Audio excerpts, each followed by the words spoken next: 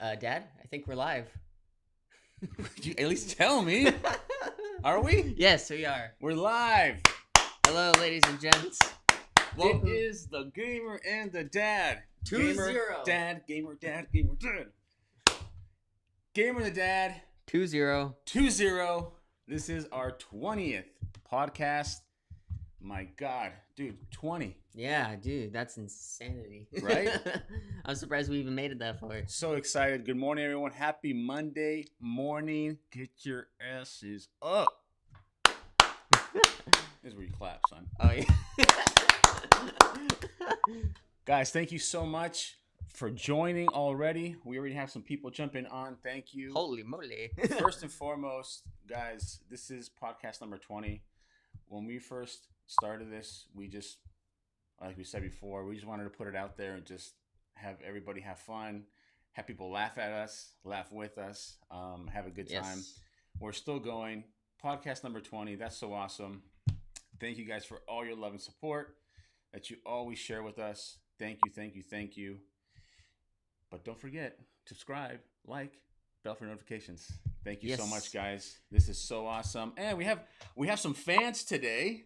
Really? Yeah. Oh, you're talking about those. We got Little Group and Silver joining us today. They had to come. They told Cameron, they said, you know what? We got to go for number 20. We got to be there in the audience. So they're here. Yeah. Ready to go. Thank you guys so much. Again, happy Monday, wherever you may be. Happy morning, evening, night, wherever part of the world you're in. Waking up. Thank you for joining. Let us know in the chat where you're reaching out from. Like I said before, it's always so cool to know what part of the country, state, world, whatever it is that you're reaching out from. So, thanks again, guys, for hanging out with us and giving us a little bit of your very busy schedule. We know everybody has so much going on, but thank you. Cam, now, what do we have going on today? So this is going to be a little different, obviously, because you can see from the setup that we have here. As you can see that we're on computer, actually. Well, we've always been on computer, but... Yes, on computer runs the podcast. Thank you. The podcast. Yeah, but we're going to be watching a few videos, actually. Mainly like gaming topic videos. Because I've seen some of these videos already, but my dad hasn't seen them, and I think this will weigh in on some topics a little bit because they'll give us something to talk about at least. So I hope you guys enjoy this. If you guys comment questions, we're always looking at chat all the time, and just say whatever you want to say. Well, keep it not profound or light profanity, because this man, stop looking at my hair, please. What did you do to your hair today? What happened? I want to know exactly what happened since the moment you left your pillow, because it looks like you... the moment I left my pillow is when I took a shower. Oh, okay. Because it looks like you had your pillow stuck into with your car and everything. Okay, good. All right, son. Fantastic. I still love you, dude. All right, you want to get to it? Moving on, yes. Yes, let's get to the videos. All right, so the first one we have is the title called 5 Extreme Things Parents Did to Stop Their Kids from Gaming. That's the topic, or that's the title of the video. Really? Yeah. But, keep in mind, a lot of these videos were posted pre-pandemic, so obviously this is a little... Okay. This is like months ago. All right. So keep that in mind, okay? All right. Obviously things are different. You guys ready? All right, let's get into it. We've all heard it. Stop playing the darn game so much. Whether you're an adult now and remember it, or you're a kid and you hear it all the time from your parents, it's a thing. Hi folks, it's Falcon, and today on GameRanks, 5 weird things parents did to stop their kids from gaming. Number 5, a Chinese father hired a virtual hitman to continually kill his son. Let me set the scene. A man going by the name of Mr. Fang had a 23-year-old son who would play video games pretty much all the time. And when I say all the time, I mean all the time he could be getting a job. Not that getting a job is the absolute best thing in the world, but show me a parent that doesn't think their kid should get a job, and I'll show you a parent with a kid that has a job already. There's a reason you've heard the phrase, get a job, in popular media, because it's normal. So after a while, Mr. Fang got a little bit fed up, with his son who lives in his house and plays video games all day. Apparently, his 23-year-old son had been doing this since high school, which negatively affected his grades and invoked the Fang Fury. Now, the breaking point that made Mr. Fang hire a virtual hitman was that his son found a job at a software development company, which sounds good until you hear that he stayed at the job for 3 months and then left, which is bad, at least from the perspective of Mr. Fang, who decided, you know what, I'm gonna hire somebody to follow my son around in video games and kill him. That's what I'm gonna do. So he did, and apparently there's people that do that. I'd say they're probably a mainly Chinese thing. Video game addiction is way worse there than it is here. But after a while, the son said, I'm not looking for any job. I want to take time to find one that suits me. I can play or not play. It doesn't bother me. I kinda don't think it's a workable plan on the part of Mr. Fang. This is an old story and there really wasn't any follow-up on it. But in my eyes, it kind of shows that this sort of authoritarian, you do as I say thing just sort of creates more resistance. But hey, you're a normal person playing video games. You probably know that already. Almost every bad guy in every game is an authoritarian, and it's obvious people don't like that at this point. Number 4, a son came home. Hold on. A virtual hitman. It's hilarious. Okay, this is in China, by the way. That is hilarious. So he sends a... Now, when he says virtual, because a lot of games are online now, mainly, like if they have online communities and stuff like that. And it's like, I'm going to pay you $20 to continuously see what my son's playing and continuously kill him in that game until he leaves the game and moves on to another one. Hold on. I'm sure he paid way more than $20, first of all. That is hilarious. You know, it's funny to me. I mean, I've told this story before on our podcast, but, you know, you are, not just because you're my son, and I love you to death, but you are a great example of what, you know, the gamer should be and look like. You know, as far as like loving gaming, doing it every single time, really dedicating yourself to it. However, not losing that focus on school and everyday stuff. Yeah. I mean, you've been playing since you could hold a controller, and however, you did it the right way. You never skipped school. You always stayed in school. You got awesome grades. Never heard an issue from any teacher about you. Never any complaints, and you went all the way through school and graduated with really high score, really good grades. So that's a perfect example. But this is in China. This is hilarious because at the same time, I'm sure the dad paid good amount of money for someone to create something virtually and have him pop up in every game and kill his son in the game. That's hilarious. That's weird. That's very extreme for sure. That's very extreme for sure. Stop playing the damn game. I know some kids are sometimes they get out of control, and parents can't control them. They want to play. Well, especially in their young teen years when they're like one of those bratty type teenagers and stuff like that. Very true. Very true. But I think in a situation like that, if the dad's going to go that far to hire somebody to create a virtual hitman to kill him in every game, maybe put that towards something different that'll help both of them. Help the son and the dad. Come to some sort of agreement. Yeah. Put that energy and money into that. Not just say, all right, he's not going to listen to me. I'm going to hire someone to create a virtual hitman and just kill him in every single game. Oh my gosh. That's hilarious, man. I would have never thought you'd hear something like that. Yeah. Well, the thing is about China is that China has a lot worse game addictions than here in the U.S. So, all right, next topic. Home with bad grades. And a father said, you know what, since you're not doing good with school and stuff, I'm gonna make you take your Xbox One and your Xbox 360 out into the yard and smash them with a sledgehammer. Oh, and I'm gonna take video of it and post the video on the internet because I'm a normal dad. That's right, normal parents take a two-pronged approach. First, a thing that brings joy to your kids, you make your kids destroy. Second prong in that approach is public humiliation, and boy does that work out good every single time. Hey, did you know that a large number of studies show that harsh punishment actually reinforces the action? Yes, the lesson that's learned is apparently just don't get caught. So where this kid brought home his report card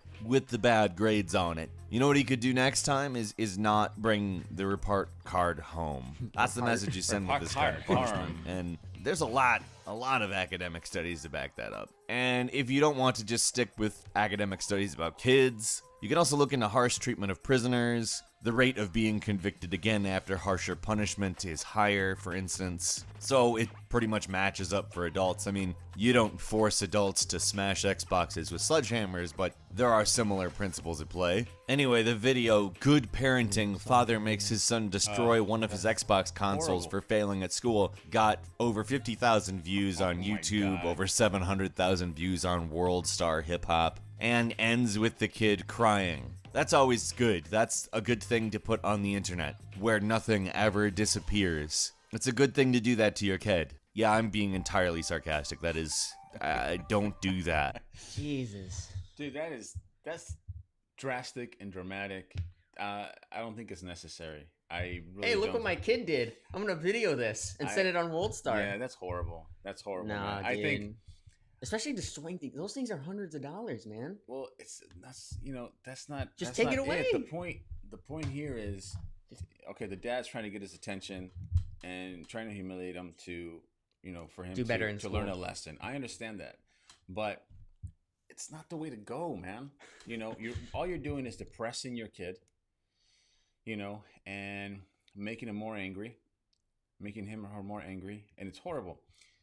I think, And the fact that you videoed it too and send it dude, online. that's so wrong, man. That's horrific. I think the better approach is, how about making a deal with your son or daughter that play a lot? Yeah. Yeah. Making a deal as a parent, with them.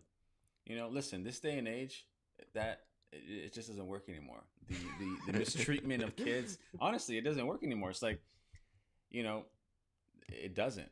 So, make a deal with them. Say, hey, listen, you could play this amount of time for this in return for this. Something, be Make creative. sure you do your homework. Right, and be creative as a schoolwork, parent too. I mean, you gotta be creative, man. You just can't lift your finger and say you better do this or else. That doesn't work anymore.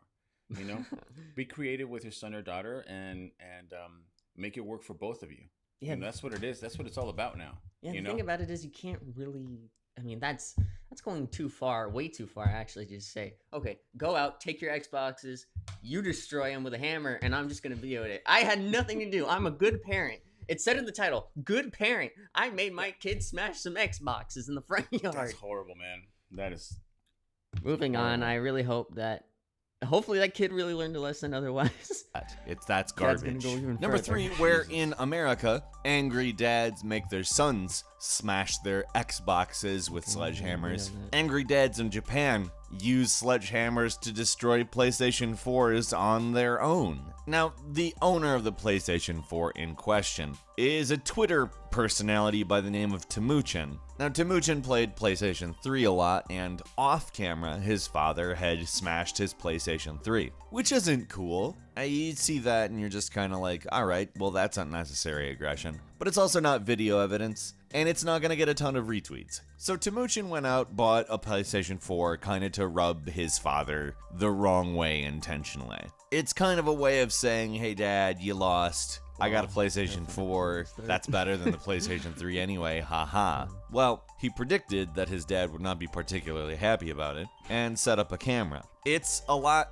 less sad than the American one, let's say. Like, it does have the son riled up, of course. He does not want his PlayStation 4 smashed, but it doesn't really bear the same kind of emotional impact of the other video. This one's actually kind of funny, although it does definitely suck for the son, Timuchin, and his friend who are sitting there using the PlayStation 4 when the dad opens the door, sledgehammer in hand, and angrily smashes it like an absolute psycho. brand new Like, too, there's a just certain looked it up. quality to it where it seems a little bit like the WWE, except for It's in this tiny room. The dad has a little satisfied smirk just before he does it, too. It's really just I like a his work sweater. of art.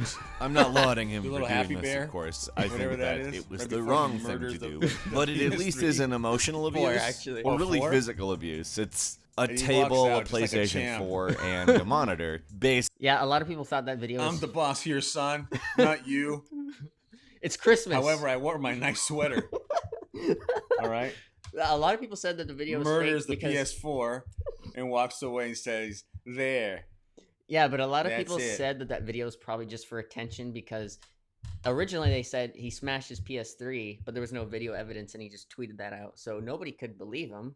Because you could just post something on the internet, and it's like, oh, okay, sure, anybody can do that, and then they post a video of it. It's like, okay, I'll show you. So that camera was set up on purpose. The dad didn't do It anything could with have the been. camera. It could have been. Listen. This whole new era of parents destroying games because kids are not getting them off them. It's Wasn't that? It's just that he bought another console. right, but the point I'm trying to get to is that, you know, kids. I mean, they're playing a lot right now. They're learning a craft. Yeah. Okay. Yeah. And this craft, this profession, I should call it actually, is popular, getting more popular, and there's a lot of people out there making an excellent living with this. Oh yeah. And not only that, it helps them create more stuff, man. You know, Yeah. where do you think that these games come from initially? You know, it's from kids like this that grow up developing stuff like this, and So they get a job. yeah. So, I mean, this is hilarious. The thing about it is that, you know, people say it's like, oh, but why do you watch people play games, or why do you see people play like in sports leagues or like MLG sports leagues? ESPN was going to do before the pandemic hit, they were going to do like a video games showcase. It's like the same as like, well, similar to watching sports. Like you're watching people. Exactly. That was the next thing I was going to say. Look, every time they interview a sports superstar in any show, Yeah. they always start off with, "Oh yeah, I used to watch him when I was young, and I wanted to be like him." Every single sport athlete says that when they interview him, you know. And the newer generation, even more. You know, they talk about how, you know, this athlete was when they were younger. They wanted to be like them. They always used to watch them. This is the new sports generation. Yeah. This is, you know, it's technology. It's not out in the field. It's not out in the soccer field or baseball field or whatever it may be. But there's this is the new generation. Yeah, but there's and still skills too. Exactly. And they sit here and they go, "I used to watch him play when I was younger, and now I'm practicing. Now I'm practicing. I want to be like him, and why not? If they're So why making is a it- great living, you know." The question is, why is it so different from other stuff? Like, Exactly. It's you're just, using brain power, you're using hand-eye coordination, you're using a lot of things. So you're using your body pretty much to play a game, essentially. Even though you're not moving, but still, you're moving your brain, you're moving your eyes. Listen, I've always been the parent that's always been like fascinated with how these games are played and how technical they are. However, like watching you play when you were a lot younger, yeah. I would just sit there and just look at you and be like, how can this guy move the controller so fast? How does his brain go so fast? You know, that to me is amazing. I think that should be something that should be respected in all, you know, in all parts of this industry. So Gaming is an industry. definitely, Same as man. anything. Denise says hi bestie, and hi dad. What is up, Denise? Ben Gaming on there. Courtney's on there. JoJo. Hyperspeed.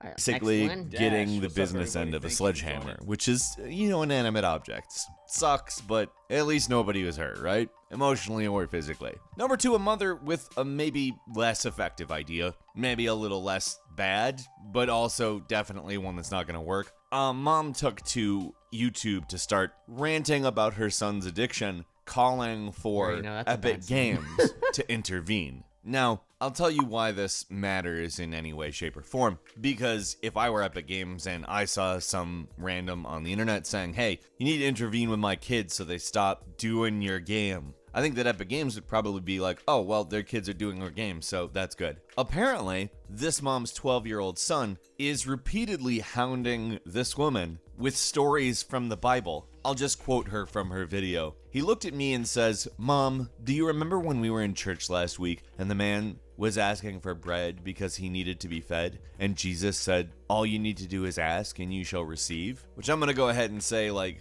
is a masterful turn of work as far as understanding the demographic that you're marketing to. However, the product you're selling, your mom here, my friend, the 12-year-old kid in this story, is giving you money for more skins in Fortnite, which I don't think that this mom would actually have a problem with you playing Fortnite, regardless of how addicted she rants about you being, if you weren't bugging her for skins. Like, it seems her sole problem is her kids wanting lots of skins for the game, and wouldn't be trying to get them to stop if they weren't repeating Bible stories to her in a bid to manipulate her into giving them money to feed their addiction. Fortnite is free, kids. Free. You don't need those skins to play the game at all. I play Fortnite with the default person. I am bad at the game, and I don't look cool in the game. But I would be bad while looking cool, and I frankly don't care about looking cool. But then again, I don't play Fortnite like a massive amount either. Still, I don't know, I might be with the mom on this one. All you need to do is just not spend money when you're playing the free game. It's not pay to win, so what are you doing? And number one. The question is, why are you telling the developers to say, hey, help me with my kid, intervene? Yeah, it's those like are the wrong people to ask. They're going to be like, oh, people on our game? Oh, thank you. Yeah. Goodbye. It's like the YouTube call. You gotta understand too. The parents need to understand it's also a business. It's also a business. Yeah, if you're telling them they create things to make money, obviously, like any other business would. Yeah. And it's the parents' responsibility. That's parenting on you. Yeah, to show them do your addiction. What the difference is. Again, talk to your child. Set some sort of a deal with them. Educate them on how this works, and some games cost money to play, obviously, throughout. Some don't, but don't just do something like that and expect for them to adjust to your new just for my one rules. Kid. The other kids are like, well, whatever. They have parenting. That's hilarious. Next one, I'm probably not on I like this person's side. Let me set this up. It's 2:30 a.m. and a mom's son is playing Grand Theft Auto. Little late, sure. Nice. Gonna have trouble getting up in the morning, doing your normal stuff. Sure, yeah. Maybe even appropriate to say like, all right, well, I'm taking something from you for doing this. You should be in bed by now. Yeah, maybe. A good time to call the police? No, nah. Not a good time to call the police. But this mom did it. She called the police on her son and said, my son won't stop playing video games. It's 2:30 a.m. Come to my house and save me. She didn't say that part, but that's silly. That's ridiculous. What would you call the police for this for? Is there a clear and imminent danger associated with your son playing video games at 2:30 in the morning? Is he holding you at gunpoint saying you better let me keep playing? No. I don't think so. I don't think that's the case. Also, let's go ahead and say this. Snitches get stitches. Lady, you gotta know that there's gonna be some serious consequences here once that darling young man is old enough. I'm not saying that he's gonna, physically retaliate or anything. What I am saying is he's gonna be a pain. To quote the son, the police were like, chill out, go to bed. Which, if I were the police, that's probably what I would say too. What is wrong with you? Don't call us for stuff like this. We're the police. The cops to even talk to him on the phone. Oh my. No, Lord. They came over. They came over to the house. Oh no. She's like, 911. No. My kid won't shut up. Please come to the house. Lady, who educated you? Isn't that a waste of police resources? Oh my. Dude, the police could be doing anything better with their time. How at did she pick up the phone and dial 911? You have to be kidding me. Parents. Dude. Isn't that illegal? Parents, isn't that wasting police resources though? Because it's not really a crime. There's nothing happening. It's not. You can't really call the police and say, "Tell my kid to shut up." And that's God. Parenting, sir or ma'am, in this situation. They should have cited her. Oh, they should have gave her a ticket for $1,000 for calling them, wasting resources, and making them waste their time to come and tell the kids, "Hey, get off the game, dude." Come on. You're a Come on. parent. You have power. You don't need to call the cops. Does your son have guns or something? I don't think so, but he was just playing Grand Theft Auto, and That's then horrible. and the parent was like, help. All right, but You know what I was thinking just now? what? That maybe it's a good idea for these big game creators, these companies, to maybe set some task force together. Seriously, that for families or single parents that can't handle kids, some sort of a task force that they put together. Maybe like all these game companies get together and they create and finance this task force of maybe current or ex gamers that go out and talk to kids that are having issues with letting go of the game a certain time or whatever it may be, and they go and they talk to them for a little bit. I guess. Instead of the mom calling 911.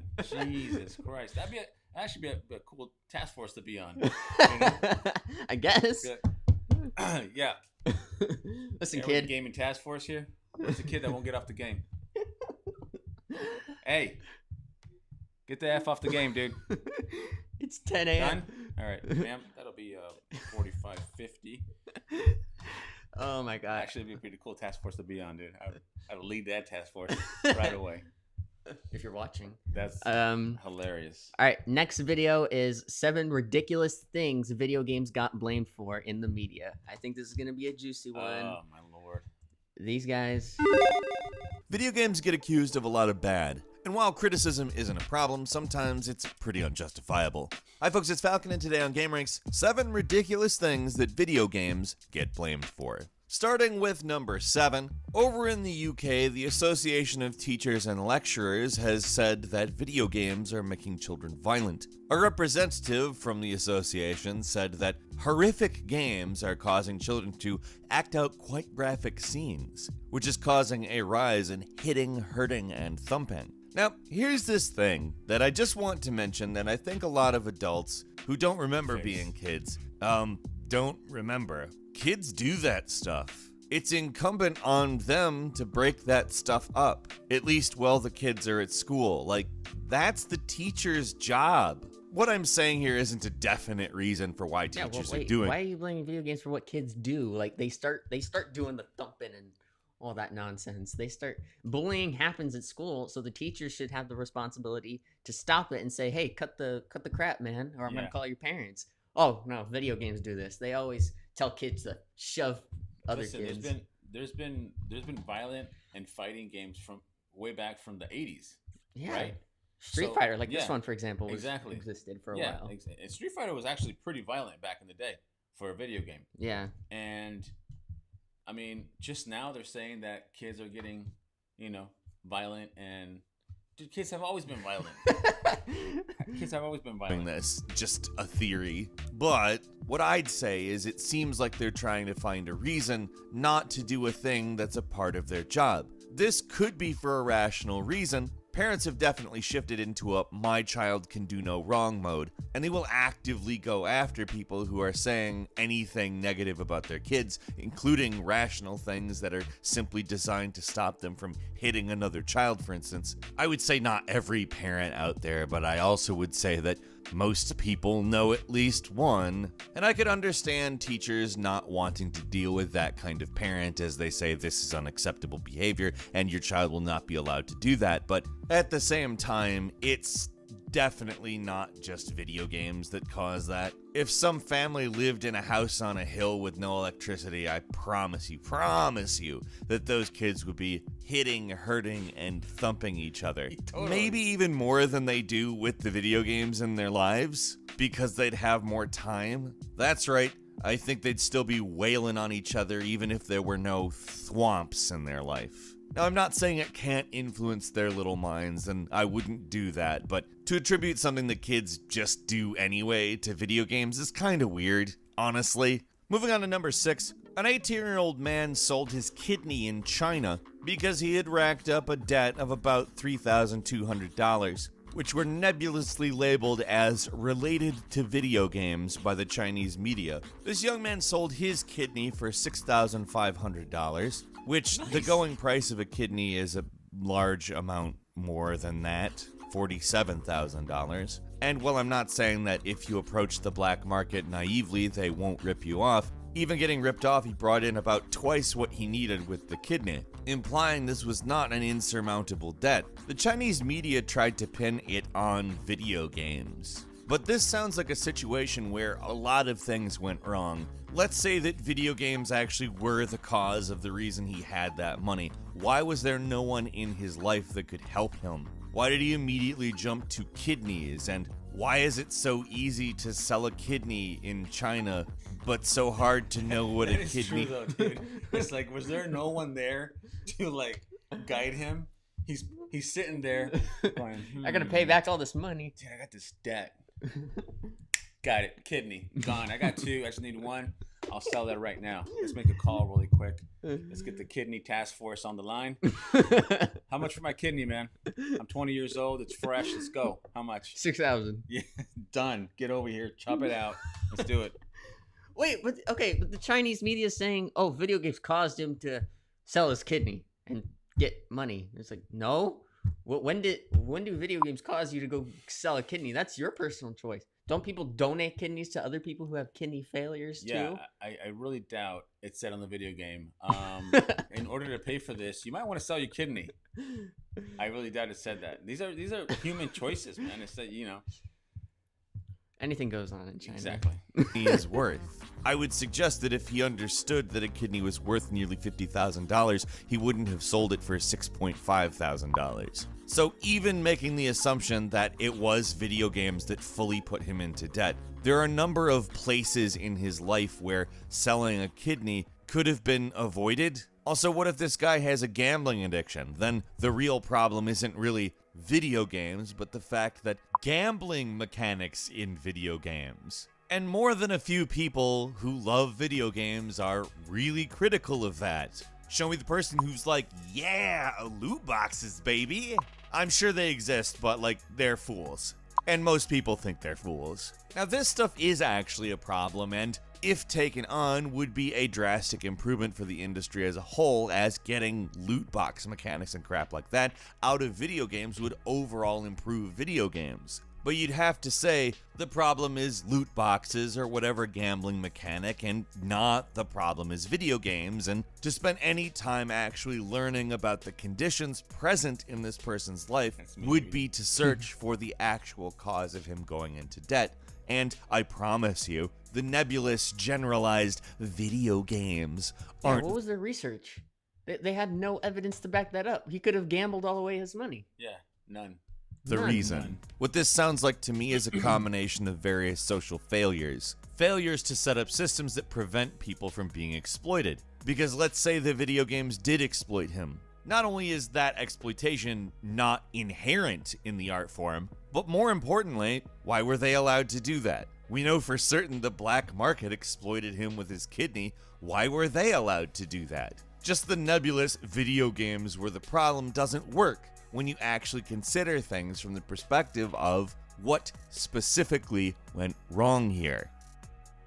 And at number 5, some news outlets have used some research to attribute a rise in rickets, a disease that is caused by, among other things, a vitamin D deficiency, on video games. Professors Pierce and Cheetham wrote in the British Medical Journal that there are 20 new cases of rickets each year in Newcastle alone. Apparently England has about 100 cases of this a year. The researchers say vitamin D deficiency has become more common. And wouldn't you know it? Because people know that you get vitamin D from the sun, they decide that that's the only place you can get vitamin D from, and because people are spending more time indoors, they're getting vitamin D deficiency. You probably want to spend more time indoors now. This video was probably made a long time ago, but yeah, you probably want to spend more time indoors now. That's always been a worry that, you know, you get no sun, you need sun for your skin, for your health. I understand that, but you know, you're not going to be in the house playing for 12 hours straight.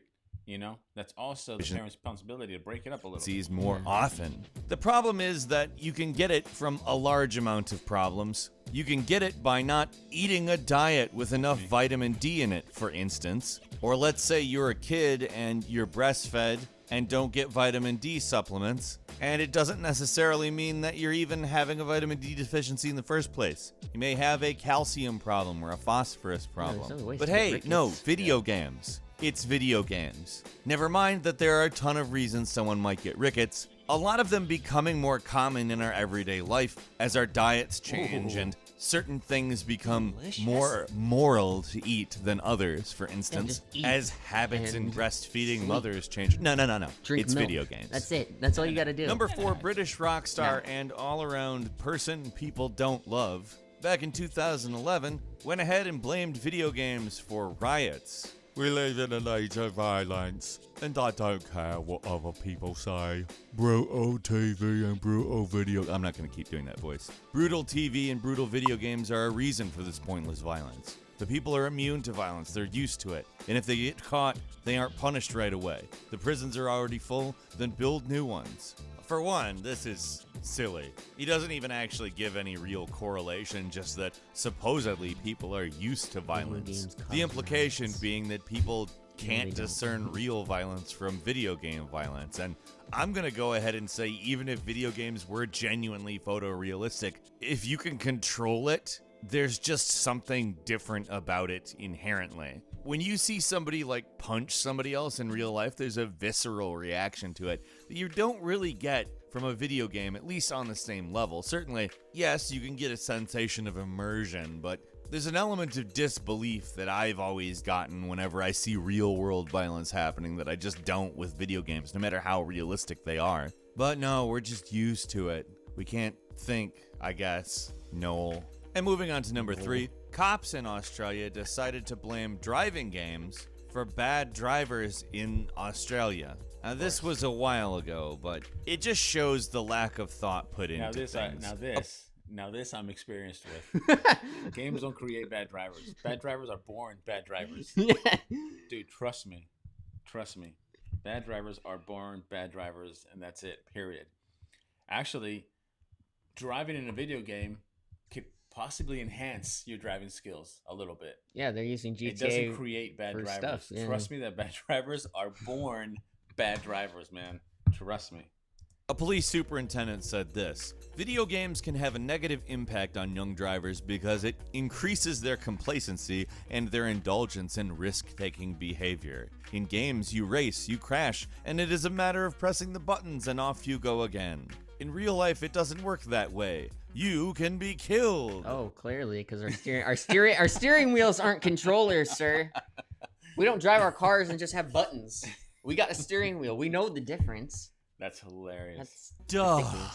I'm sorry, but like even kids know that. Do you know how many times you have to justify to kids why you put a seatbelt on them? They understand that you can get hurt in a car. Why? They've been told so many times to just shut up and stop moving and keep your darn seatbelt on. Sorry, but no. Kids know that there's a difference between driving a real car and a video game and it's obvious the literal second you step into a car. And we're talking about games from now. This news story happened in 2008, Blames driving games back when video games were even less like a real car. Sorry, but even the good steering wheel controllers are generally not the same thing as driving a car. You have to be sitting in an incredibly expensive mechanical simulator to actually feel something that resembles driving in a real car because it has hydraulics in it to simulate weight shift. Sorry, it's just not the same. Like, I've played racing games my whole life.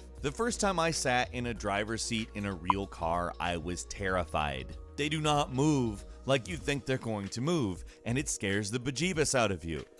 At number 2, the New York Times reported that China's leader Xi Jinping noted that too many children in the country needed glasses. Now, this is a harmless statement. However, Chinese state media decided to back up a bunch of laws that were rolled out by saying the reason they needed glasses was not because they need to do better in distributing glasses or something like that, but because video games. Just the video games, they make your eyes bad. They flipped the blurry switch from the off to the on position. It just turns all of the blurry on. I word it like that because it's dumb. And there's Running out of glasses. We're running. There's been studies about this that, if watching TV too close or Yeah, you gotta be careful. too Yeah, much, really hurts you. And I've heard different stories, but what's been pretty accurate is that it does not affect you. It does not affect your eyes. Why do we gotta make more glasses? Because people are playing video games, man. Yeah, that's No, it's not the case. People need glasses because of their contacts. studies that literally Their say eyes. the opposite happens from video game play. Work out of the University of Rochester, for instance, says that playing action video games improves the visual ability crucial for tasks like reading and driving at night. Another study from McMaster University showed that video games helped patients who had developed cataracts develop better detail Cataracts? spotting abilities. Another study published in National Neuroscience is simply called Carrot Sticks or Joysticks. Video games improve vision. There's a number of other studies as well. The ones that I've cited are from different times through the last decade. It's an ongoing thing that they've found and is reproducible. So, no, Chinese government. Not true. And coming in at number 1, a 9-year-old Florida boy was sentenced for bringing weapons to school, which apparently his dad thought was because he played Minecraft. This was also the narrative that the media went along with. You see, he brought a gun to school, and the dad said he was just acting out the game. They use hammers to dig and knives and guns to protect themselves from zombies, which No, because Minecraft, you don't have guns. You literally have mining tools. That's it. No guns in the game. There's no guns in Minecraft. No, sir, there is not. Unless like you mod like the whole game and make it your own, but that's on PC. But he was playing this on an Xbox, so he was just using tools and stuff to build things. Oh, he was just acting out. They use tools and guns and all that. So the media right away, they're like, "Oh, he was playing Minecraft." They have machine guns and It's all violent. Gatling No, they guns don't. and all kinds of stuff there. It's rated E. Kids play this game. You have to mod guns in, and if you're playing on a console, you're definitely not modding guns in. Now, I'm not going to say that Minecraft is a totally non-violent game, but nope, not in this way. This game is literally taught in schools. It's used to encourage creativity. Like, first graders do Minecraft as part of school. All over the place. Just gonna say no, this is ridiculous. Absolutely not. And it's so Yeah, it's weird because I've seen things about kids using Minecraft in school because like it helps them get creative. Yeah, It helps them put stuff together, right? Yeah, it helps them like do measurements Right. and decide. So Minecraft is nothing but really trying to be educational in some ways with their creativity. So Well, there you go. saying that my kid was, I don't know, he's just bringing guns to school and he's like, It's that poisonous media again. And the dad that doesn't know anything. he's like, all right, son, here's your gun, go play. The dad just to look cool in front of the, The in front of camera. the teachers and the news. Oh yeah, it's that Minecraft game he plays. Yeah. I just let him bring. I can hear the machine guns every night in the room. Sure, you're All not right, watching Dad. a movie. All right, Dad, relax. All right, next one is top 10 crazy things Call of Duty players have done. Now, Call of Duty is a game that we've played, I think, twice. We played the It's an remastered. awesome game. Yeah. So these are things that the players themselves have done, either to themselves or whatever happened to them.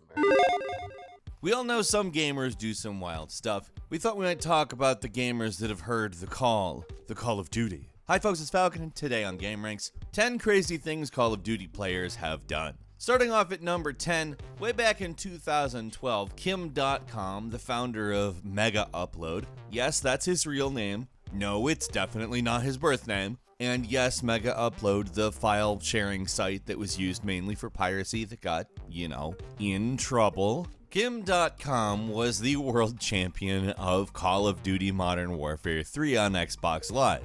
He was number 1 in ranked play. However, remember I mentioned that Mega Upload got in trouble? Well, so did he, being the founder. He'd been jailed about a week by the time he was knocked out of the number 1 rank, which I'm just interested in exactly how much that affected him in prison. Like, was that something he was constantly thinking about in his cell? There's some people that accused him of cheating his way to that position, but I'm gonna go ahead and say I don't care. This was kind of a while ago. Yeah, Moving- that's weird. He had a website that would do like pirate stuff, like pirating things and Yeah. stuff, which piracy is not good for industries. They're gonna be like, oh course. shoot, we're not making money off Of that. course. Get out. Of And we're gonna course. jail you because that's illegal.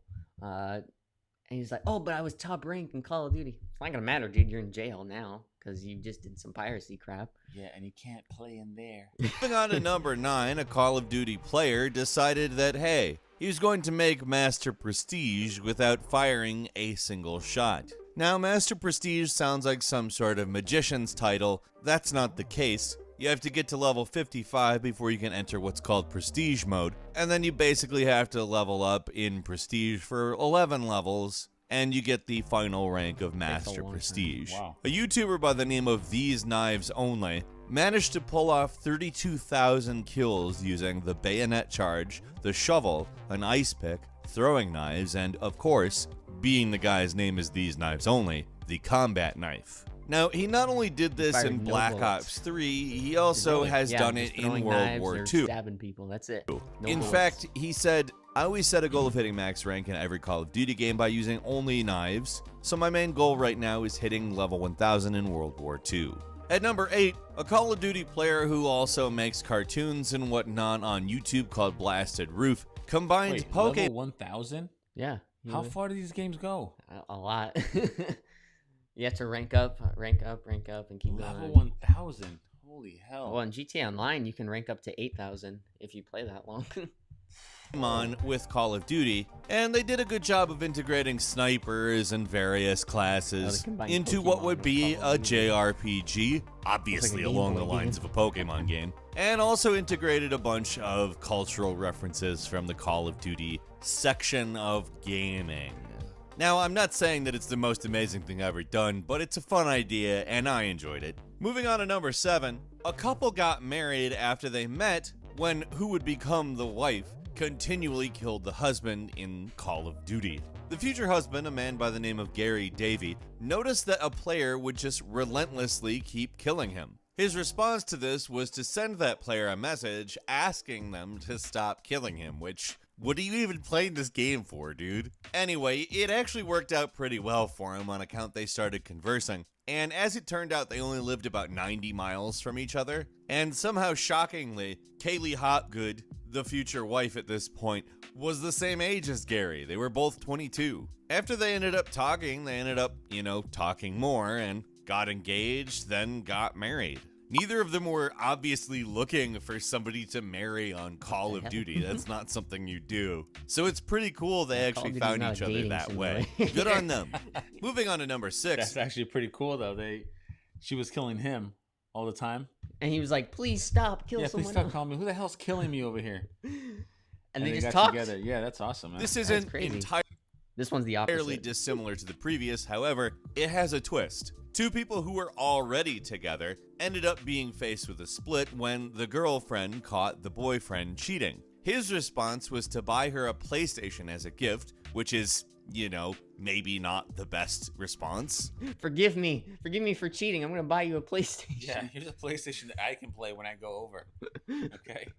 And I think that she kind of viewed that as a good reason to leave. She did. She did keep the PlayStation, though, and good for her. She actually began playing Call of Duty online, and through that, met somebody who she not only had a kid with, but got married to. Now, that's a pretty wild series of events. Wow.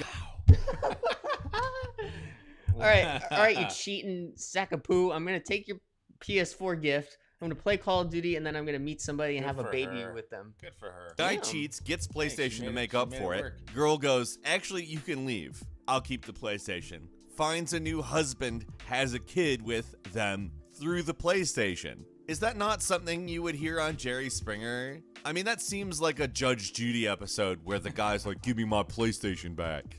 Moving on to number 5. We've talked about this guy before, but this one 46-year-old unemployed man was playing Call of Duty and lost. A 13-year-old boy who lived very nearby beat him badly on Call of Duty, and that infuriated him. So he tracked the boy down and throttled him, grabbing him by the throat, No. which is not a normal thing to Yeah, do. that's jail. That is That is what we call jail, sir. That's a psycho. Anyways, he got in trouble. Oh, you kill me on Call of Duty. He did like a Homer move right Yeah. there. You don't. Yeah, but the difference is Homer did that to his son. This is a complete stranger, which is even worse. Just goes to the Horrible. house and be like, "Wait, where's the parents?" Yeah, That's my exactly. question. Where are the parents at? Yeah. Obviously. I mean, you can't really do that. But it's not just that he got in trouble, he also somehow managed to get off of any prison time. It's not that he wasn't declared innocent or anything like that. He was pretty much caught red-handed doing this. Like, the kid's mother actually had to separate them. But the judge actually went ahead and admonished him for being a 46-year-old man who tracked down a kid who was taunting him in a video game to choke him out and throttle him. I think Nah, dude. If I was a judge, I'd say guilty. Dude, throw you in jail. That's addiction problems. Dude, That's that guy child has- abuse. Yeah, that guy has major problems. Throw him in jail. Why are you telling him? Oh, just don't do it again. If you do it Major again, problems. you get jail. he probably shouldn't have avoided prison time. Yeah, That's he should have had prison. time, insane. for sure. I At don't number think- I don't 4, think letting someone him who off was easy labeled was a good idea. gaming addict in 2012, probably somebody who would have been labeled as having gaming disorder in 2019, from Sydney, Australia, played Call of Duty for 135 hours, setting the Guinness World Record for longest Call of Duty session. He ended up saying that his hands were cramping up by the end of the game, and that he went through a lot of bandages. There's also photos of him where his eyes just look so tired by the end of this play session. People are giving him massages. Jesus. People have died staying awake less time than that. And yeah, it's not necessarily because they were entirely healthy in the first place, but it's definitely not healthy to spend all of that time. I mean, that's 5 days straight staying awake and playing a video game, which is, let's be clear, an actually mentally taxing activity that requires energy. 5 Definitely. full That's days, impressive. no sleep. I mean, people who do those charity streams on Twitch don't even not sleep. Coming in at number 3, a couple of Very weird. newlyweds were enjoying a night at home in a situation that most people would probably consider normal, but some neighbors heard some disturbing sounds. So they called 911. On the phone, they said, "I'm a little bit concerned with what they're saying," because apparently they were saying things like, "No, please don't kill me." There was also screaming and gunfire. Now you can probably figure Maybe out they had their TV too loud. Well, hold on. You can't identify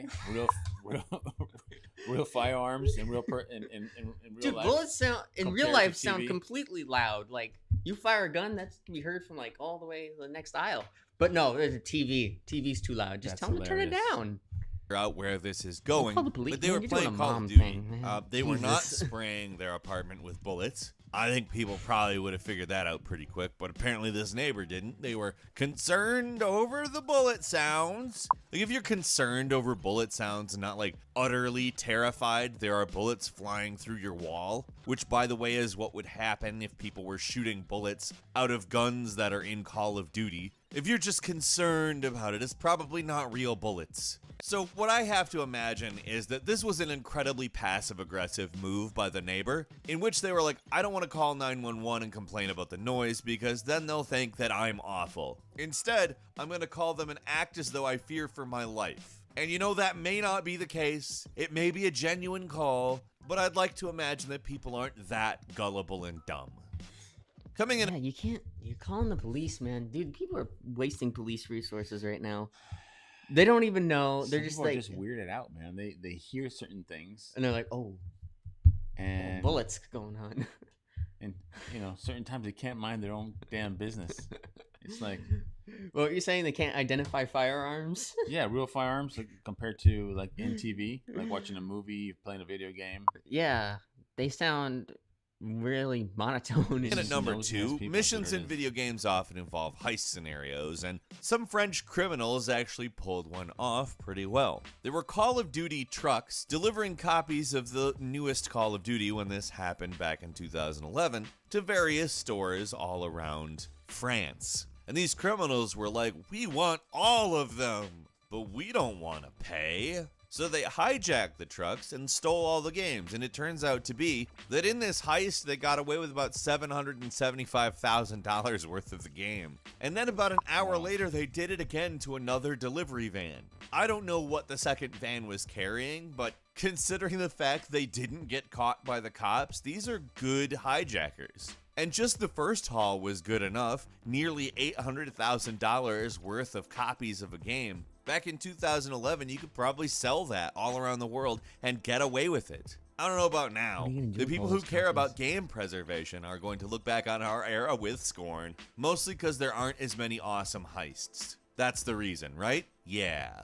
And finally, at number 1, you see some very interesting people in line, or at least you used to when there were physical copies of games for sale, to get the latest Call of Duty. Back in 2012, for instance, there was a young man who decided to stay on the street for days ahead of time in order to be first, to the point where he had to Google tips for sleeping outside. But it's not just young people who are willing to brave the elements. A 78-year-old woman showed up in line a couple of years later in order to get the latest Call of Duty as well. This dedication and sense of community that would often be shown in lines is, well, it's gone now. We don't have a lot of people do that anymore. We just download the game, which is cool. But sometimes I worry that it'd probably be safer. You don't want to do this today.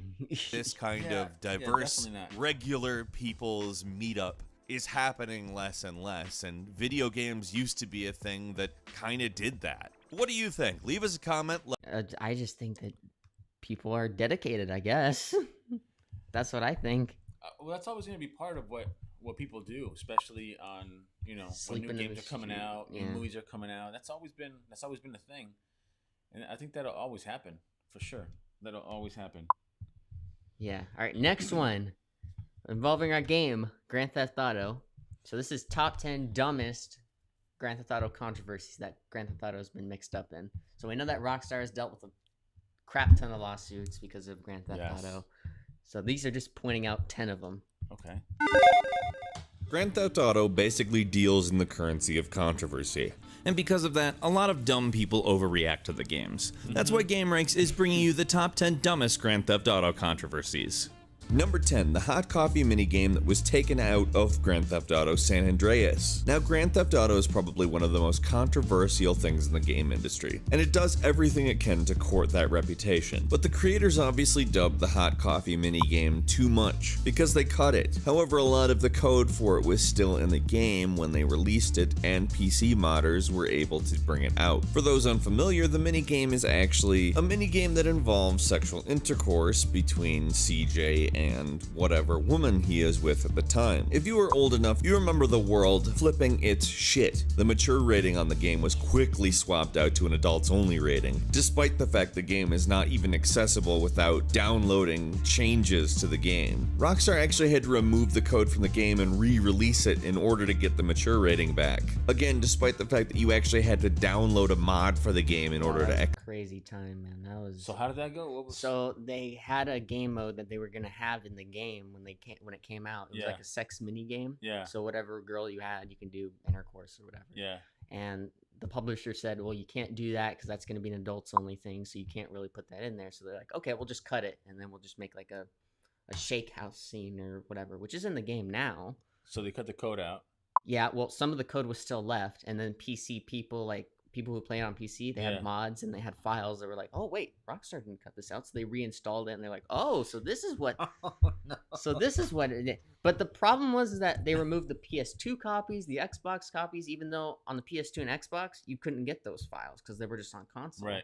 So they were like, well, what's the point? I mean, we can't download anything. Why are you taking the game off the shelf or whatever? Oh wow. So, I mean, it sucks. I mean, delete everything of your code when you're creating a game. Make sure you don't have anything. Like, again, we say people make mistakes, obviously. No, that was. But this one was a big dookie. Yeah.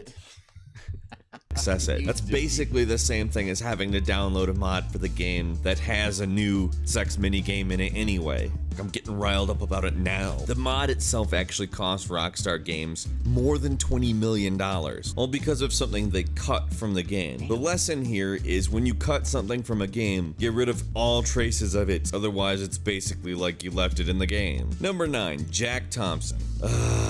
Jack Thompson. Jack Thompson was obsessed with Grand Theft Auto for many years. In fact, recent discussions with him indicate that he still is. But what I specifically want to talk about with Jack Thompson is an event in 2007 when Jack Thompson wrote a letter to the mother of the creator of Grand Theft Auto. It's kind of the shittiest way you can deal with something you don't like, and I'm fairly certain that the creator of Grand Theft Auto's mother was already aware that he was the creator of Grand Theft Auto and what Grand Theft Auto is. But whatever. He made sure to tattle to Strauss-Zelnick's mother that Grand Theft Auto is a murder simulator, and also that quote-unquote the pornography and violence that your son traffics in is Yeah, your son is creating some very violent games here. It's like industry, it's making money, he's successful. Why should I be mad? It's like saying Not only that, again, where is the parent control?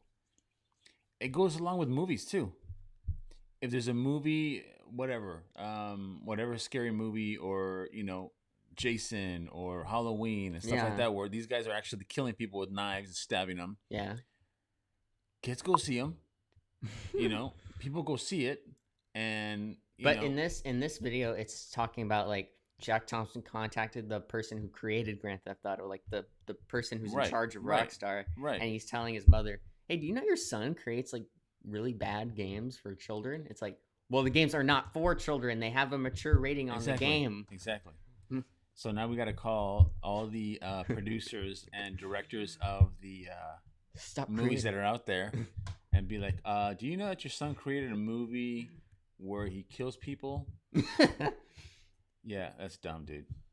The kind of stuff that most mothers would be ashamed to see their son putting into the hands of other mothers' children. Just to get real with you for a moment, I believe that art does have some kind of influence, but I also believe that Jack Thompson is a dipshit and doesn't know what he's talking about. And do you know why? Because he goes on to question Strauss-Zelnick's upbringing and says that his mother should be ashamed of herself. He then also went on to say that she spared the rod and spoiled the child, implying that maybe she should have beat him, which I don't know about you, but I think it's fucking bullshit. Number 8, you can't tell the mother to beat your child because he created to me, it just sounds like this guy is like super jealous that someone created a game that is so popular, so successful, and making so much money, and it's a video game. Whatever, dude. Yeah. In Grand Theft Auto 5, there's a mission called By the Book, in which players are ordered by the FBI, who is essentially using their power to force you to do things that maybe you wouldn't have done otherwise. Yes, I'm implying that most criminals wouldn't otherwise torture people, well, except maybe Trevor. Trevor didn't seem to care. In fact, that's kind of why people didn't really like it so much outside of the Grand Theft Auto community. The mission was actually supposed to be satirically critical of the use of torture to gain information from suspects. However, being Trevor kind of basically made it into a comedy scene, a lot of people didn't appreciate that part and felt it kind of derailed the satirical elements of the scene. However, if people worded it that way, this really wouldn't be controversy, it'd be criticism. And there's a big difference between the two. One is perfectly welcome to criticize something, whereas controversy is usually people acting like a bunch of assholes because their fifis got hurt. What I had described up until now falls under the criticism category. Where I went, though, falls squarely into the controversy category. You know why they're only comparing it is like you see the title right here. In games, obviously, yeah, you control it, but the violence and things is still similar to what you see on other medias too. Like you see some person in a chair in a movie or TV show, like getting their teeth ripped out or getting why is it so different in video games? That's my question. It's the simple use of torture. You see that in other stuff. It's not different. Because it's pretend. It's fictional. It's not for real. Your fifis got hurt. It's like, ooh. Flipped out over this. I remember people saying that Rockstar employees should actually be tortured over these scenes. No, come on, man. Wait, I didn't hear that. What did he say? Someone said that the Rockstar employees should be tortured because they created that torture mission. Oh, God. Who the hell said that? Who said that? They're creating said something. That they were denied as a baby.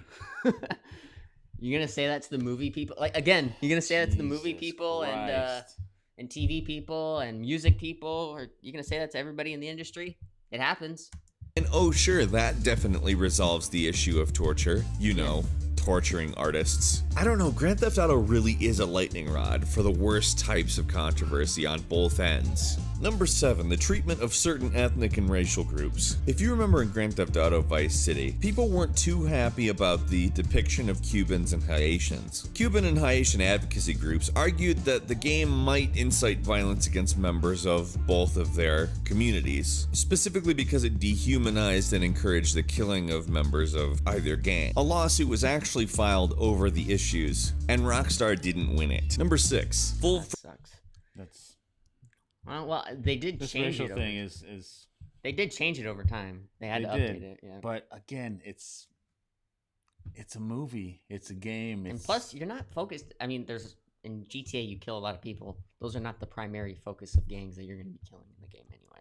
frontal nudity. Just make maybe sure. we should make all the characters like Smurfs, like blue and purple, right? Will that work? That people won't be like, hey, that guy's too white, or he's too black, or Why he's you too killing Asian, him? or he's too Mexican. Maybe we should just make them purple and blue. In Grand Theft Auto The Lost and the Damned. A Liberty City congressman, over time, gave you missions involving the political climate and manipulating it. And during a cutscene from one of those missions, he gets out of bed and is entirely nude. And when we say entirely nude, I mean full frontal male nudity. But parents just don't Yeah, I remember that scene. He got up and you saw his. understand what was clearly meant as a means to show that this gentleman had no shame whatsoever, and probably a means to show that parents everywhere have a massive double standard regarding what they want their kids to see and what they want their kids not to see, which Yeah, why are you letting your kid play a game where a guy gets up and he's completely nude out of bed? Hello, mature rating. Hello, this is. It does have the mature rating on it. Right? Yes. Yeah. They just avoid it. They don't look at the back. Some people, some parents don't even care, dude. They're like, oh my. They walk in the room. Oh my god, what is that scene? It's like, because the game has the content. Maybe you should have let your kid play Mario or something, or Minecraft. Wouldn't that have been better? I don't know. they played right into. Let me be the first to say that, yeah, But don't penises sue aren't Rockstar that over fun to that. look That's at. more- But like a lot of things that are legitimate satire in the Grand Theft Auto series, it had a point. Or should I say, tip. No, I shouldn't. Number 5. Australia. In 2008, Grand Theft Auto 4 was on its way, and Rockstar had confirmed that the version released there would not be edited in any way. Oh, but that turned out not to be the case. In order to get the MA 15+ rating, the company actually had to produce a special version of Grand Theft Auto 4 that specifically complied with the Australian classification system, meaning it was edited. Now, nobody was really that happy about this, and the reason for it is probably because they had said that it would not be edited. Now, I'm not from Yeah, Australia. things change. Yeah. How else are they gonna get the rating if they can't change it? If they don't change it, they're not gonna get it. Exactly. So people, if you're working in industry, you'll understand. But again, a lot of us don't work in industry, so we're like, hey, what the hell, man? You said it wasn't gonna be like that. Things change. Movies get delayed. Things get delayed Really sometimes. quickly, want to say this But only- real quick. Everybody jumping on. Thank you guys so much for jumping on. We have Ryan, Princess Blazy. I think I'm saying that right. Yeah. Classic Amy. What is up? Kilo or Kylo? Kylo. What is up, man? Thank you for jumping on. I know, when somebody tells me something and then goes back on it, I like to throw a boomerang right through their face. That's not a censored video game. This is a censored video game. Number 4, Mothers Against Drunk Driving. Okay, so in Grand Theft Auto, there's drunk driving. I think we all know that. And Mothers Against Drunk Driving, not a big fan. They actually said drunk driving is not a game and is not a joke. Drunk driving is a choice, a violent crime, Like and my it's dad said, fiction. Hello. There's no real life consequences when you're driving drunk in Grand Theft Auto. You can do that all the time. Obviously, it's different because you're not killing anyone in real life. You're just like, oh, let me play this. Oh, sorry, Grand Theft Auto's to blame.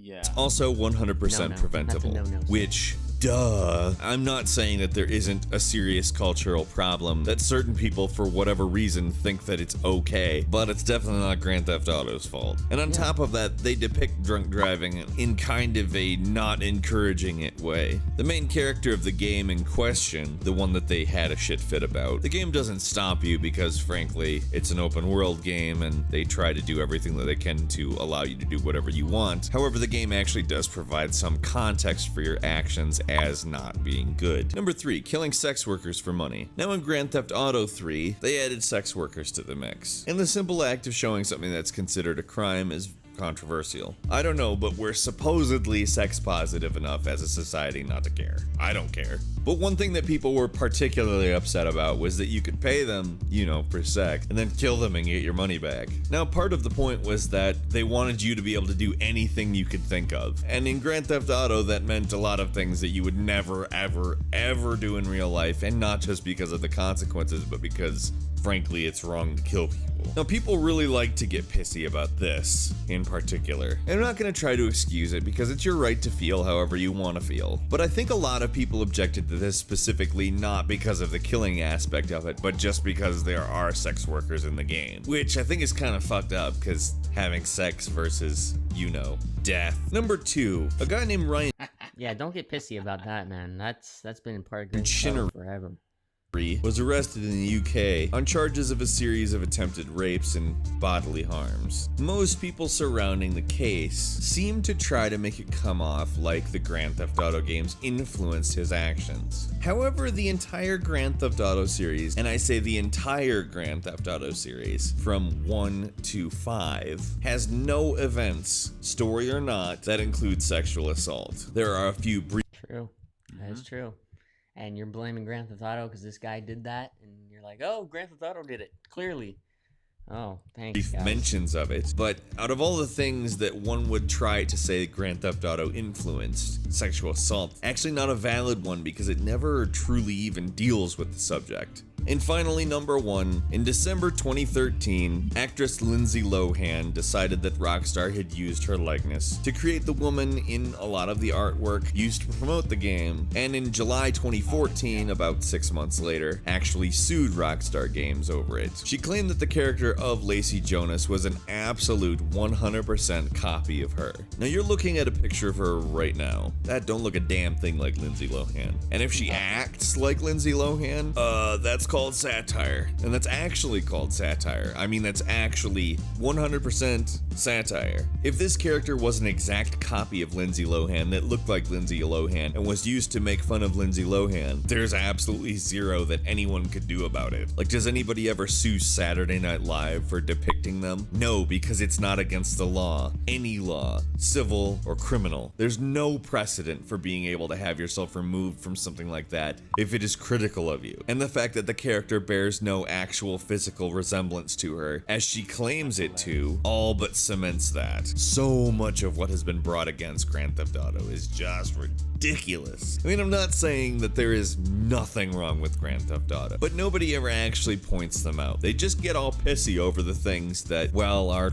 clearly engineered for people to get pissy over. In fact, I'm shocked that they still take the bait for it in 2015, but they do. The next Grand Theft Auto is going to be incredibly controversial, despite people knowing exactly what It's nuts because the amount of money that Rockstar just has to pay to tell them to shut up and move on is ridiculous, man. It's just always going to happen, though. I mean, you know, it happens in the movie industry. It's going to happen in the gaming and continue to happen. But I mean, it's just part of it, and I think it happens in every industry. You know. Yeah, but Rockstar gets hit the most because of what Of course, because they make the most. They make some of the most money.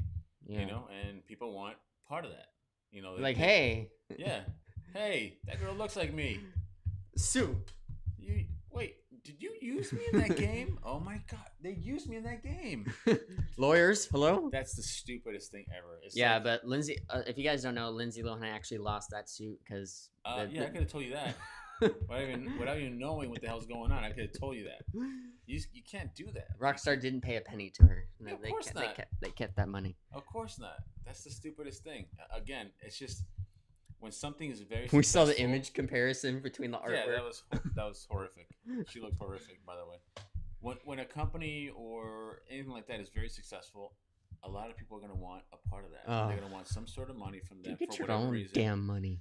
Dude, It just always happens, man. But that's just hilarious. they got there with hard work, man. Like, that's the part of it. They don't make it because they're like, oh, we're geniuses. They were successful. They're and- successful because they made but- something that everybody loves. And you're just Exactly. poo-pooing on it because somebody just... Poo-poo. We just said poo-pooing. Okay? So just imagine that. All right, last video of today. This is 10 people banned in games for a reason. So people, when they play online games or any type of games, companies have rules. Like the publishers have course. rules. Of So course. it's like, okay, if you break these rules, we're gonna ban you from the game permanently. So I'll just explain to you in certain aspects because it is. What's incredible. mightier than Thor's hammer? The ban hammer. Playing and building game skills just isn't enough for some people as they push the limits and try to take advantage of the games that they love. What gamer was banned from a whole town? Who got kicked out multiple times from the same exact game? And how are players getting booted from tournaments for the way that they smell? We have your answers and the clear reasons why these bans make complete sense. The Smelly Gamer. Live gamers banned due to bad odor. Super Smash Bros. We've seen gamers banned for cheating, hacking, and trolling other gamers, but then there's the ones who are banned for nothing to do with the actual game. You know, the ones who are actually banned for poor hygiene? Yeah. Playing a Super Smash Bros. Tournament in person is awesome, unless you're smelling a player in a sweaty 5-day-old t-shirt right beside you.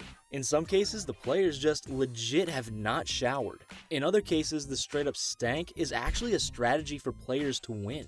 They'll purposely go out, get all smelly so that other players get distracted and lose their focus. That's the stupidest thing Dude, ever. I'd knock Well, his the ass whole- out. I'd be like, dude, clean this guy up. Get him Throw out. some Febreze on him or something, dude. Thing 'cause has I come can't to some new concentrate. light as several Super Smash Bros. Tournaments have Yeah, made companies are proper saying that, and they're hygiene like, an no, official you part gotta of the rules. shower, buddy. Yep, you can't cheat, you can't use codes, and you can't skip out on showers if you actually want to participate in a Yeah, that's tournament. disgusting. I dude. mean, when your That's not tournament only starts getting cheating, labeled as that's Stinky bad Day hygiene, like in and it's like- Tennessee, it's you gross. You know infect there's a somebody pretty with big some nasty problem. crap. Isn't that what the pause button's for? Go take a shower already. And come on. These tournaments are held in hotels or convention centers that are near hotels. Yeah. It doesn't take all that long to go back I'm pretty to the sure your room for hotel quick gives you a rinse. shower. Yeah. FaZe Go shower. Jarvis, popular Fortnite player, banned for life. Imagine building a whole career around playing Fortnite only to get banned for life. Well, Wow. that's exactly what happened to popular gamer FaZe Jarvis. So, how did Jarvis get the permanent ban hammer? Well, he uploaded a video of him using an aimbot, which is a cheating Oh, that's software that cheating right automatically shoots enemies So and you're doing this in an online game now. Aimbotting is where you don't have to use sticks. Like you know how when you aim, you have to use the sticks Mhm. to aim your things. He didn't have to do that. He just let the computer do it. He's like, okay, aim directly in the head at every person and get pretty much all the kills. And he wasn't even using no skill, no hands. He just computer aimbot, do it for me. Gotcha. And he got so popular and he got millions of subscribers. And then Epic Games, the creators, are like, no, this is an online game, sir. You are taking people's Wow. score away, so we're gonna ban you for life. No, go play somewhere else, boy. Wow. has a highly accurate success rate.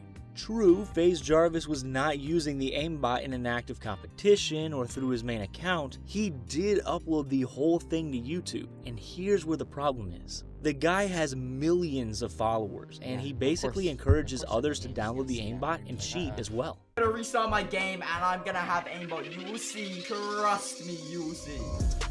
I don't miss a shot. He even said that Yeah, he that's would something you post don't other wanna cheating. promote to people. You don't want to tell them, hey guys, use aimbot so it can be good.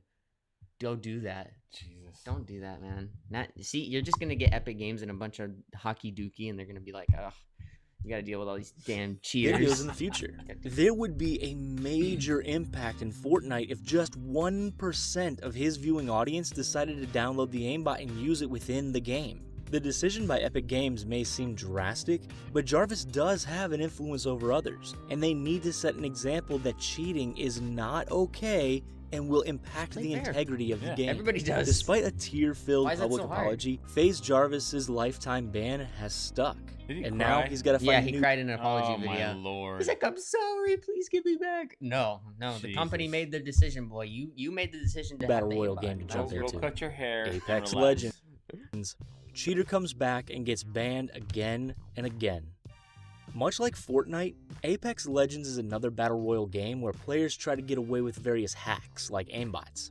Well, Respawn Entertainment not only wants to ban accounts from players, but they love to slam down some hardware bans as well. This means that once your computer gets ID'd, you will never be able to run Apex Legends on that hardware ever again. Some gamers That's decided smart, that they would actually. not only hack the game, but make multiple accounts to try to prove Apex Legends wrong. Yeah, so when cheaters get banned off their account, they're like, oh, let me just make another account and I'll just go back on that and have my same hacks.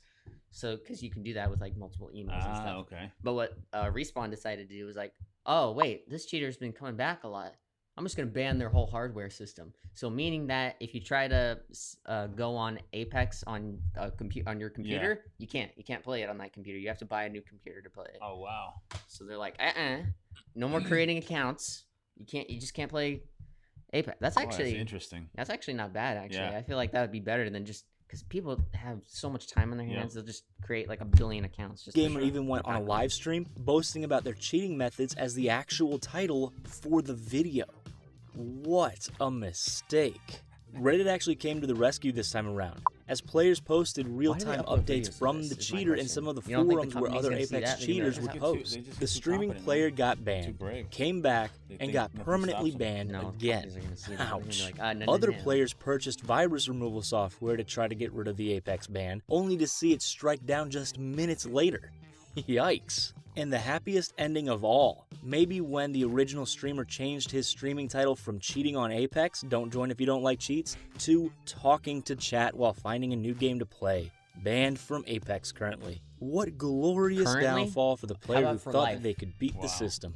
Nai Wai Chung, Hearthstone gamer, banned. You would think that a digital card-based tournament featuring the Blizzard game Hearthstone would feature no problems for gamers or the tournament organizers, but this was not the case. Hearthstone player Nai Wai Chung, who is well known under his gamer tag BlitzChung, decided to get a little political in a post-game interview that was streaming to the masses. In a matter of seconds, he put on a gas mask and shouted out, "Liberate Hong Kong, revolution of our age." The feed quickly cut off after the message, but Blizzard wasn't too happy. The last thing the company wants is for their gaming tournaments to become political platforms. That's what personal Twitter and video accounts are for.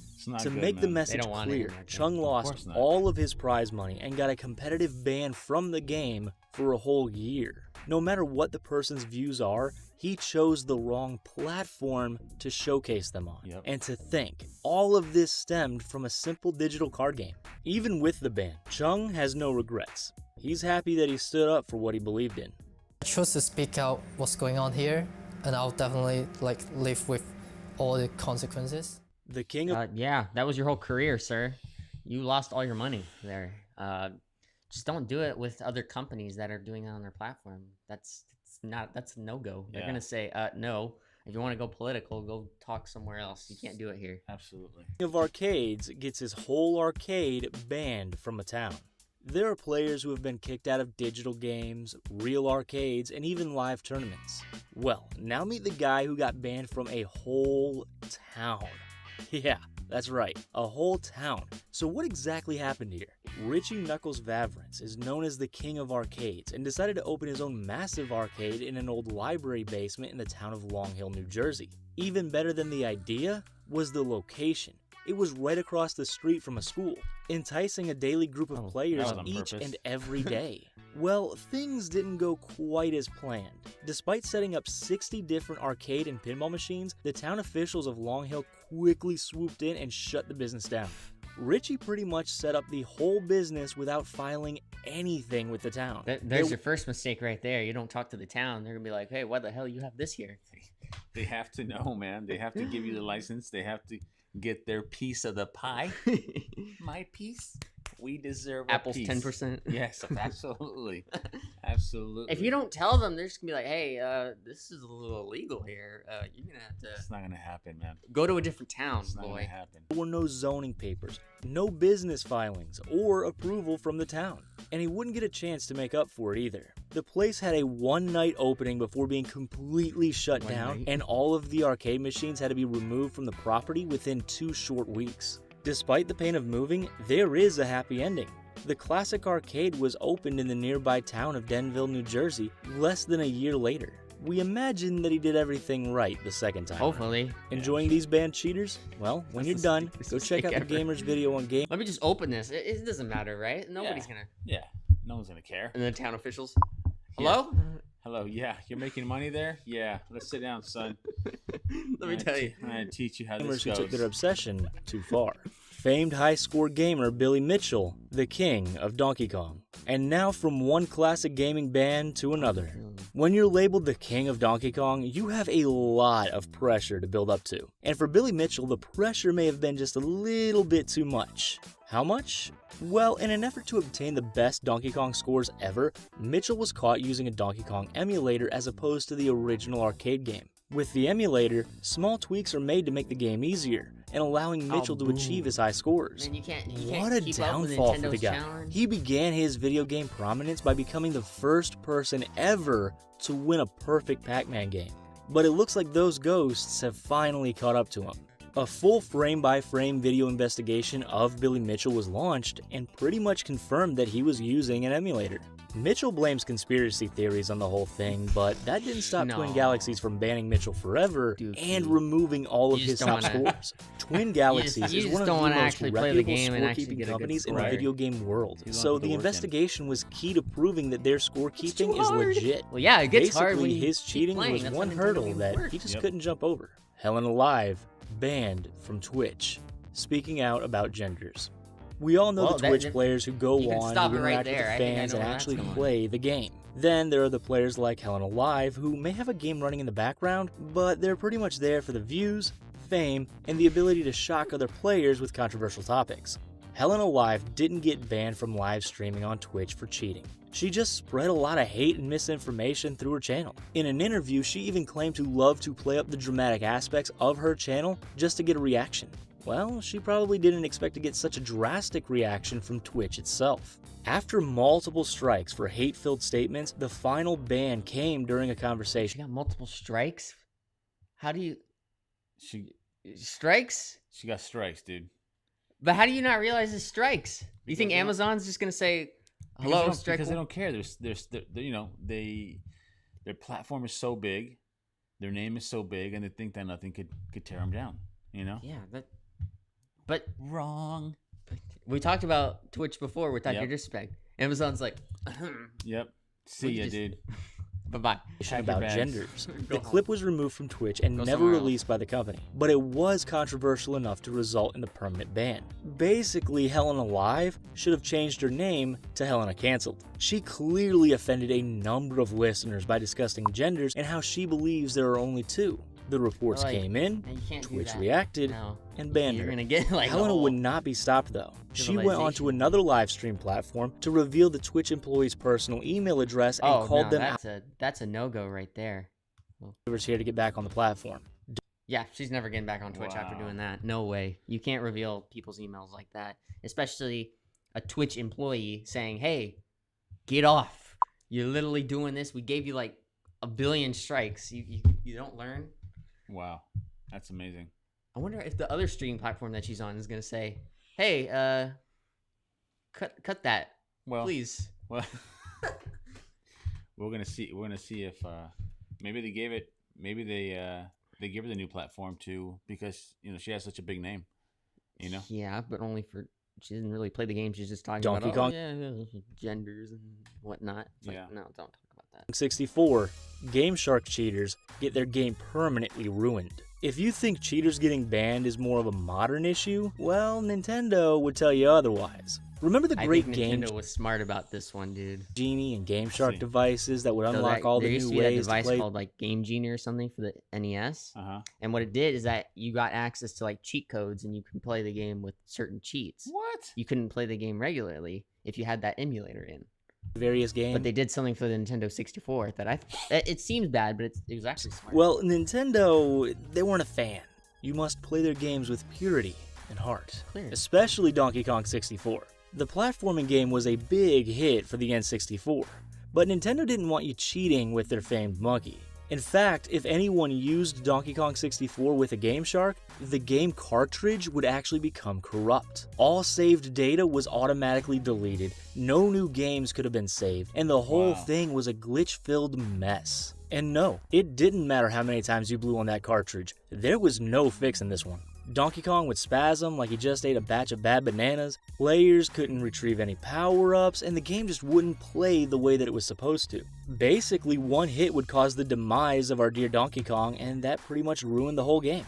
The Nintendo trick was a great way to teach children not to cheat, and an even better way to have parents shell out just a little bit more money for a new copy. So I guess it's a why good. not? I guess it's a good business move, and also a good way to teach people, hey, don't cheat. Just play the game, man. Just play it.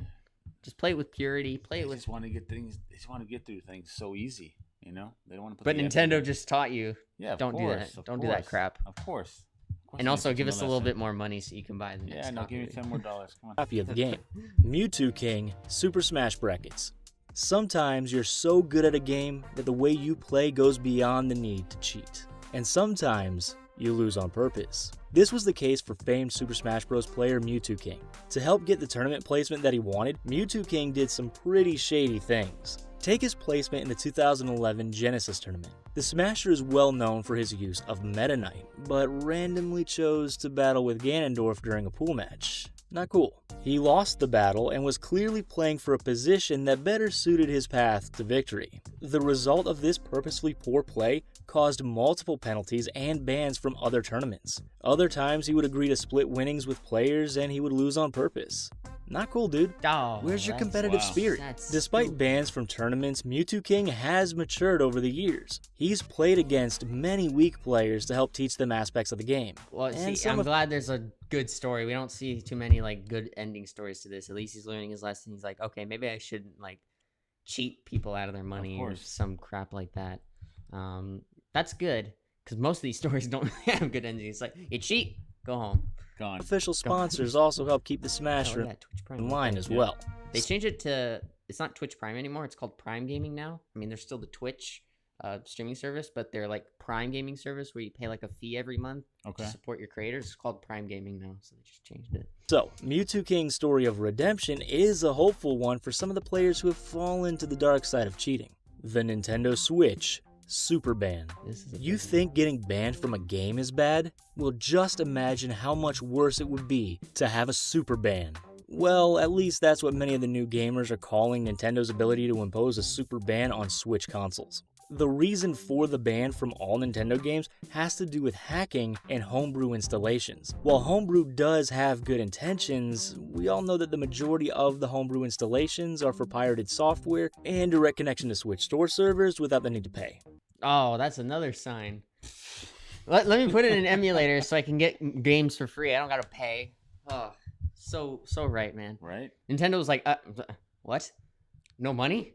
I'll show you. Watch this. So what exactly does a super ban do? Well, it cuts off the whole console from any online connections. Wow. You can only pretty much play cartridge cards. No updates, no online plays, and no digital purchases allowed at all. The complete content distribution network is shut down for the Switch, meaning that even archived software can't be downloaded again. Ouch. The super ban also complicates the world of selling used Switch consoles. Even if someone signs into their own Nintendo account, the hardware itself suffers the ban, turning the whole thing into a big old brick. So, try to avoid the homebrew and Yeah, hacking just down. don't touch it. Wow. Just play the damn Switch correctly and buy games when you want to buy games. That's it. You know what? It's really cool that they have these kind of Technology. yeah, that they could ban stuff like that because or else it would be a mess out there, man. Yeah. for Where's our sure. money? Yeah. Got No, cheated. it would be a mess. It would be a mess for sure. That's crazy, man. But I think Nintendo, we saw like 2 good points from Nintendo. They're actually not too bad of a points. Like the Donkey Kong story about if you use that cheating emulator or whatever, Right. your game gets corrupted Yeah. and it gets broken. Yep. It's like, yeah, don't cheat, dude. You're gonna break the game if you do No, that. those stops are necessary. These companies, I mean, they put in so much money and time, and And you're you just know, like, I don't yeah, got you time. just can't. and You just can't think they're gonna, you're gonna just go around it and, benefit yourself. It's not fair. So it's good that they have all these things put in place. That's awesome.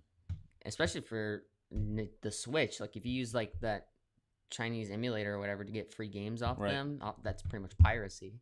They're just gonna be like, we're just gonna ban the whole hardware so that damn thing's a brick. Wow, that's awesome.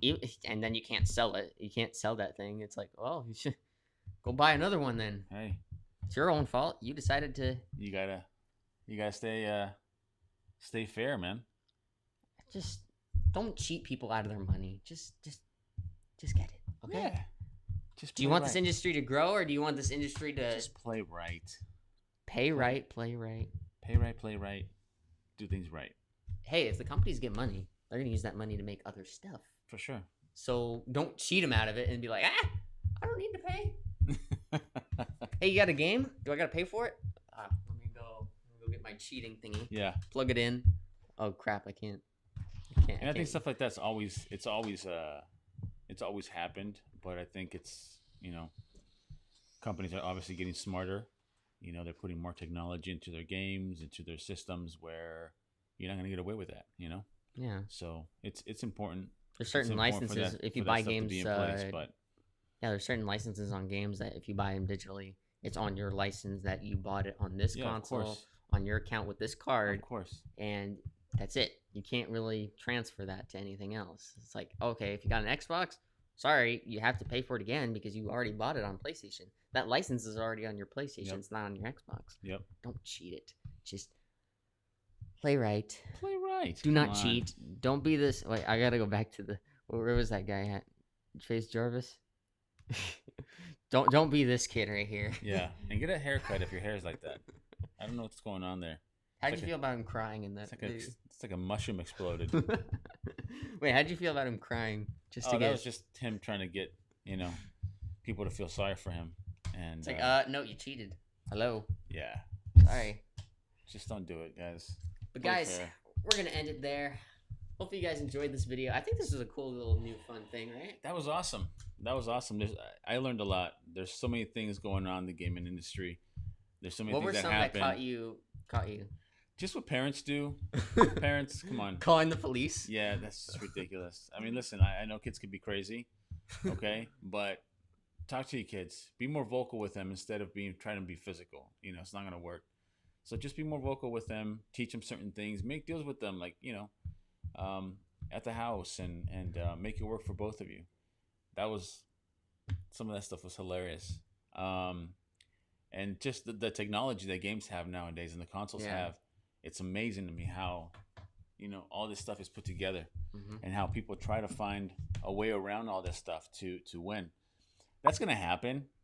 It's just like the movie industry, people pirate movies and they record movies in the theaters to play them somewhere else. It's going to happen, but we just got to stay on top of it. These companies are doing a good job of staying on top of it. They're also learning, as they go, what's going on. When Sony had that big hack happen to them a long time ago, they're like, oh crap, we're gonna put all hands down. Yeah, we're gonna absolutely. Be like, hell no, not doing that again. Just don't cheat. What's the point? Just do it the right way. Yes, please. Can you do it the right way? Why is that so hard? I understand. If you don't have money, then just work for it or wait. You don't got to get it right away. No one's telling you, hey, if you don't get this game, you're dumb. It'll be okay. But everybody on the chat, guys, thank you so much for joining us this Monday. Again, it is our 20th podcast, dude. Yes. Gamer the Dad. Thank you guys so much for all the support. I was gonna say something else, but that word got in my mouth. Whatever. Guys, thank you so much for the love and support you guys have shown us since day one. We appreciate it. Thank you so much. Remember to tell everyone about it. The Gamer and the Dad podcast. Tell everybody, subscribe, like all the videos, hit the bell for notifications for stuff coming up, which is going to be crazy and awesome. And don't be like this guy. Don't cry. Get a haircut. But guys, thank you so much for everything. Yes. For the support, for the love, for being on the chat, everything you guys show us. Thank you so much. Number 20. Let's keep it going. We'll get there. Cam Bam, the man, the dad. Thank you guys so much. And remember, be humble and be safe out there. Yeah, you too, guys. Be safe, be humble, stay healthy, wear your mask when you can in public places. Yeah, like that. Don't do the hand thing. Actually, get a cloth mask. Actually, don't do what my dad was doing. He's like doing this. Yeah, that doesn't work. You go into a store and you're like, yeah, it doesn't work. What do they say to you when you do that? Yeah, son, put your hand down and go get a mask. Damn it. That'd be nice. But anyway, guys, stay safe, stay healthy, stay humble, like my dad said. Subscribe, like the video, comment what you liked about this, and also hit the bell for notifications to see when we're making videos or doing live streams. Hope you guys stay safe and have a great Monday today. See you guys. See ya.